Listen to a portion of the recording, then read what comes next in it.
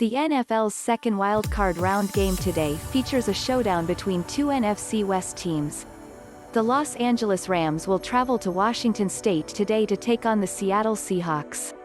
The Seahawks come into this game as the NFC West Champions and coming off a win over the San Francisco 49ers last weekend.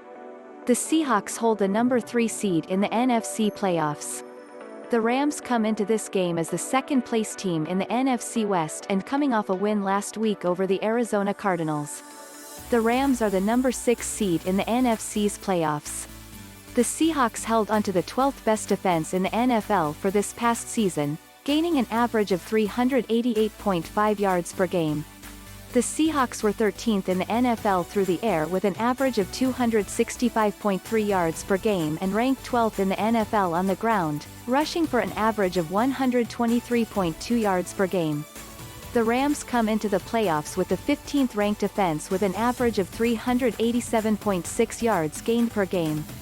The Rams were ranked 15th through the air with 261.4 yards per and ranked 10th on the ground, gaining an average of 126.1 yards per contest. It was the Rams that were better defensively, ranked first overall, yielding an average of 281.94 yards per game. The Rams were ranked first against the pass, giving up an average of 190.69 yards per game, and third against the ground game, yielding an average of 91.25 yards per game on the ground. The Seahawks were ranked 22nd overall in defense, giving up an average of 380.56 yards per contest. The Seahawks were 5th against the run, giving up an average of 95.56 yards per game, and 31st against the pass, yielding an average of 285 yards per game. Please use this thread to discuss today's playoff game or any of the other upcoming playoff games, or as always, your Miami Dolphins.